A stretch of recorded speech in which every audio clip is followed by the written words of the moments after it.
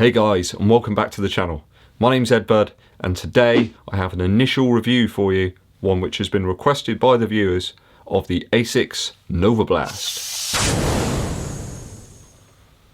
Here it is. Before we get into the review, if it's your first time here or you're a regular viewer, please hit that subscribe button and click the bell below for notifications of when new videos are launched. And please hit that like button. The Novablast is here. I did kind of want to get the orange colourway, but everywhere was either sold out or a little bit more than I wanted to pay. I managed to pick this one up on quite a good deal, 25% off at DW Sports right now, so I picked this one up for around about £90. In a UK size 11, this one weighs in at 305 grams, which is 10.76 ounces. You got a 10mm drop here and a whopping 37mm in the heel, so there's quite a considerable drop here. It's a bit of a skyscraper. So after my initial 7-mile run in the ASICS Novablast, here are my initial impressions. That 7-mile run was 1.5 miles of warm-up, 4 miles at a threshold type pace, and then a 1.5 mile warm down. I will place the conversions up on the screen because I know you guys like those. So first we'll start with the upper. It's an ASICS, but not as we know it. So from the Glide ride to the Evo ride to the Novablast, we see a scaling back of the upper materials used from ASICS. There's a really substantial upper on the Glide ride.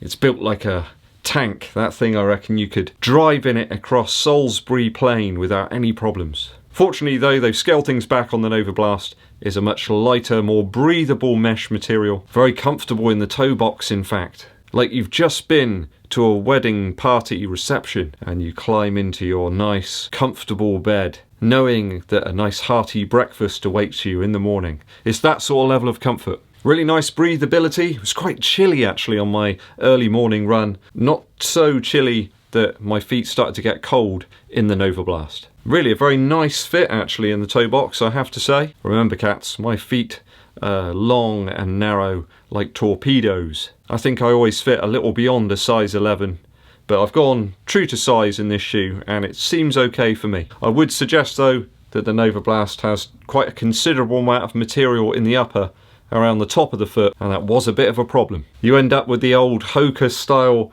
loose area here and very tight lacing over the top of the foot. I ended up using all the eyelets on this occasion to get a half decent lockdown in the upper on the Novablast. So if you've got a lower volume foot, be wary of this before making a purchase. The tongue here, Timothy tongue. He has a reasonable amount of padding, nowhere near as much as on the Glide ride. There's a ridiculous amount of padding on the Glide ride tongue. They scaled it back a little bit on the Evo ride, but it was still too long. This time though, it's chef kiss stuff for the ASICS Novablast tongue. It's just the right length, just the right amount of padding.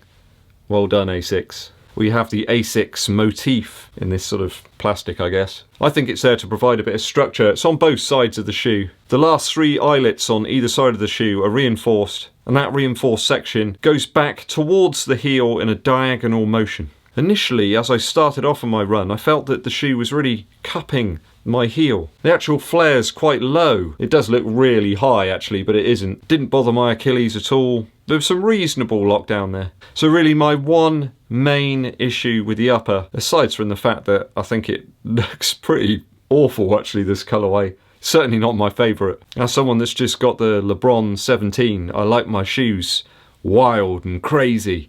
But this just, oh no. I thought about maybe taking the laces out and replacing them with some black ones, but then Mrs. EDDBUD commented that the blue outsole would be a little bit out of place then. So main issue there is there's just too much material here if you've got a narrow foot, and had difficulty in achieving a good lockdown without cinching the laces pretty tight. But I think there are issues with other parts of the shoe that are actually making that problem a little worse. So for me, on my initial review for upper, I'm going to give this 2 out of 3.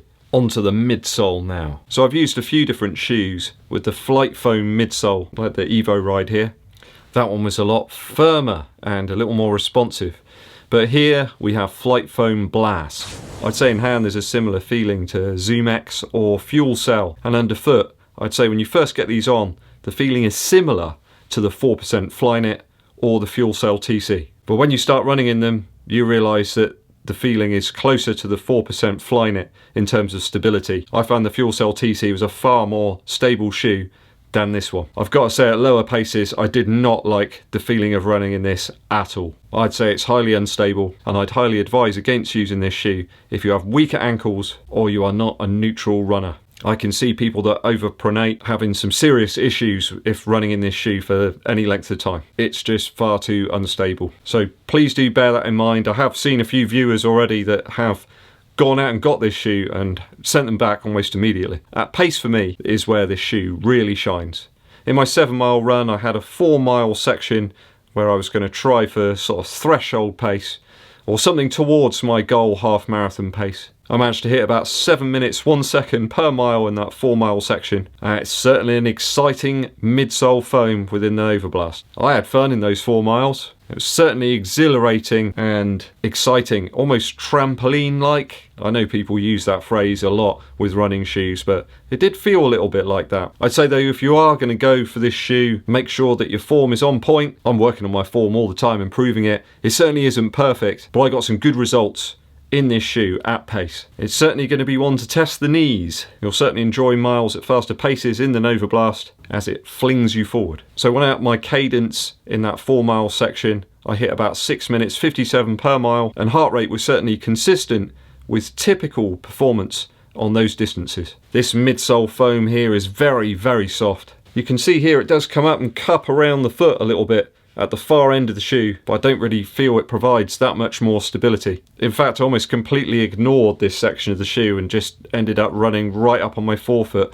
as much as I possibly could. Just felt way too unstable. So I'd say if you need a shoe to run some faster, longer miles in your training block, I wouldn't suggest this one's going to be great for intervals. When you start to pull the pace back, you'll soon know about the instability in the heel. I think it could be a great, longer, faster shoe, but most runners can't afford to blast out loads of cash on loads of different shoes. I think it's quite a niche use case with this one for me. I can't recommend the midsole foam for easy miles. It's just too squashy for me. At pace though, it feels great, but really do be careful on cornering. That overly present upper and the difficulty in achieving lockdown made this one quite an unstable feeling shoe on any types of turns. I've got loads of miles in the next percent, a decent number of miles in the Alpha Fly, and those shoes for me are far better in terms of cornering than the Novablast. So a combination of too much material in the top of the foot in terms of upper and a very, very squashy yet exhilarating at pace midsole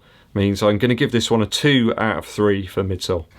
On to outsole now. Initial run and the AHA Plus, High Abrasion Plus. It holds up as usual.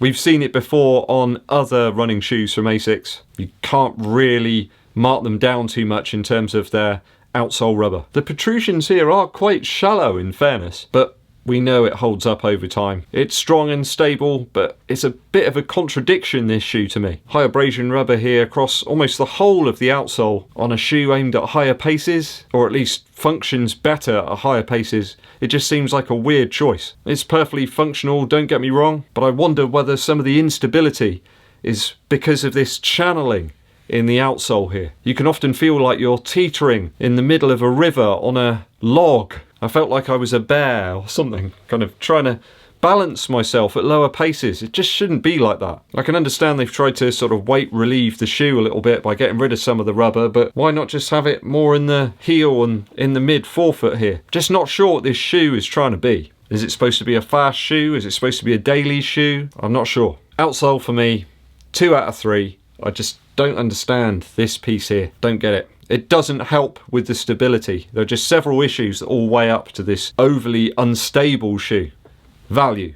At £120, I feel that there are other shoes out there which straight out the box are far better on foot. I feel this is a bit of a prototype shoe, really. It does feel a little bit like a piece of software you've downloaded where straight away you have to download a patch to get it working properly. I have a feeling that some of the dislikes I have about this shoe might get ironed out in future iterations. But there's just lots of other shoes around the same price range at the moment that deliver more quality and value, and they're just far more versatile as well. The Run Fast 2 from Reebok, for example, retail is £110. That really hits the spot. The Pegasus 35 Turbo you can probably pick up on some discount at the moment, which is just a much lighter shoe and far more versatile. You can probably hit some higher paces in that one, and it just isn't anywhere near as unstable. The Fuel Cell Rebel, perhaps, I've seen people picking those up for under £60. Much cheaper and a much better fitting upper.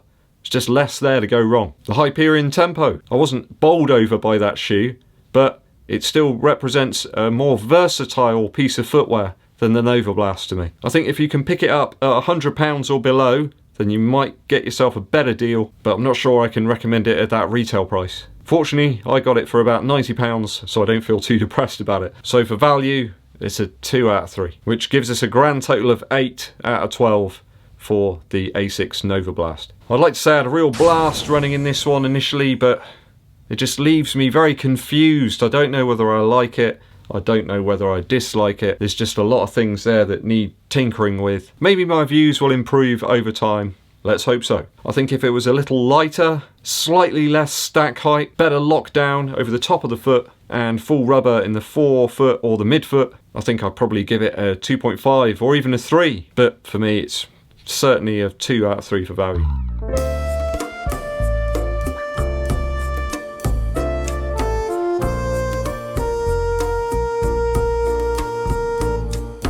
If you've got any comments or questions on the Novablast, place them down below. I will be doing a live stream tomorrow, and you can ask me further questions about it then. Time for a musical interlude.